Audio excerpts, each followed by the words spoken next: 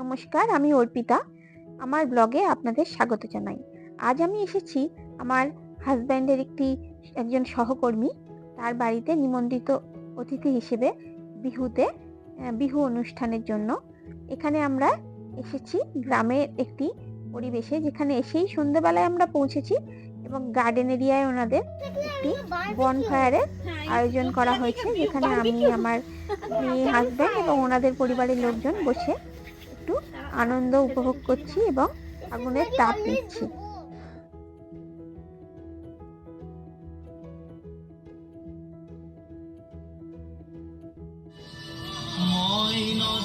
ঠান্ডার গ্রাম্য পরিবেশে, এখানে তো আসামে ঠান্ডা খুবই বেশি, প্রায় 10-12 ডিগ্রির মধ্যে চলছে। এই সময় এখানে আমরা বসে এবং আমার মেয়ে এখানে একটি গান চালিয়ে দেওয়ার জন্য ডান্স করতে শুরু করে দিয়েছে অলরেডি। মানুষ খোলা জায়গায় খুবই আনন্দ উপভোগ করছে।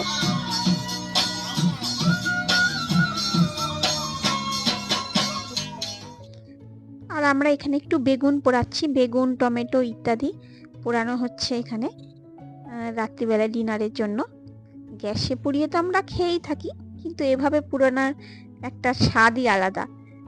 আর তাছাড়া এত সুন্দর গ্রাম্য পরিবেশে আমরা একটা এরকম সুন্দরভাবে আগুন জ্বালিয়ে এই সমস্ত পুড়িয়ে খাওয়ার আনন্দ মনকে যেভাবে ভালো করে দেয়, এই ছোট আয়োজনগুলোই তার তুলনা নেই কোনো।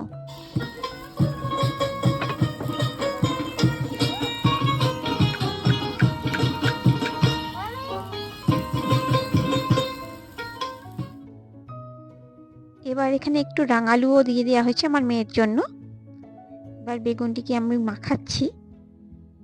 ইনি হচ্ছেন ওনার গৃহকর্ত্রী। আর এবার আমরা ডিনারের জন্য চলে আসছি। এটি পরের দিন সকালের দৃশ্য, একদম ভোরবেলা, সুন্দর পরিষ্কার আকাশ, চতুর্দিকে সুন্দর গাছপালা, মনোরম পরিবেশ, যেটা মনকে খুবই শান্ত করে এবং একটা আলাদা ধরনের আনন্দই দেয়, যেটা আমরা শহরে বসবাস করার সময় সচরাচর পেয়ে থাকি না।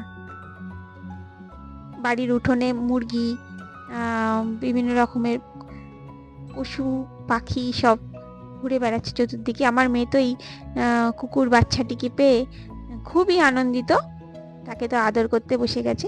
এখানে একটি নয়, অনেক কটাই বাচ্চা ছিল কুকুরে, যেটি নিয়েও খেলা করতে খুবই আনন্দ পেয়েছে।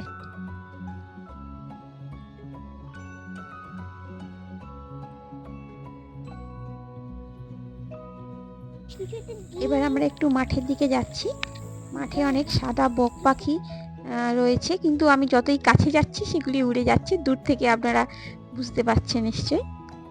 আর এখানে দেখুন গরুর বাচ্চা গুনগুন তো খুবই খুশি, এগুলির গাছে যেতে পারে এবং গায়ে হাত দিচ্ছে।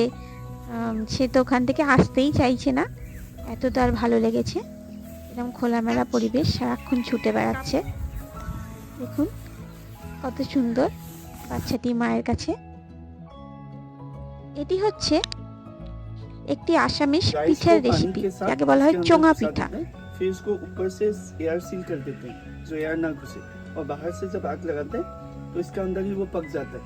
इसको जब निकालेंगे तो इसके क्या होता है, ऐसा वाला बम्बू यूज करते हैं, जो बम्बू का एक आउटर लेयर होता है ना, इनर लेयर, इसका ऊपर मतलब पूरा आ जाता है। এবার এই পিঠাটিকে কাটা হয়েছে এবং এবার এটা আমরা খাবো দই এবং গুড় সঙ্গে মিশিয়ে।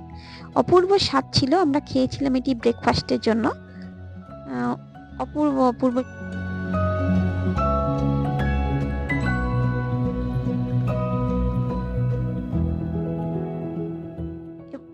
এবার আমাদের বাড়ি ফেরার পালা। আমরা আসছি বাড়ির দিকে। আমার মেয়ের মনটা তো খুবই খারাপ হয়ে গেছে। যাই হোক, এই আসামের গ্রামের একটি পরিবেশের ভিডিও আপনাদের সামনে তুলে ধরলাম। ভিডিওটি কেমন লাগলো আমাকে জানাবেন কমেন্টে, এবং ভালো লাগলে ভিডিওটি শেয়ার করবেন, লাইক করবেন এবং চ্যানেলটিকে সাবস্ক্রাইব করবেন। দেখা হবে আবার আরেকটি নতুন ভিডিও নিয়ে। ধন্যবাদ, সবাই ভালো থাকবেন।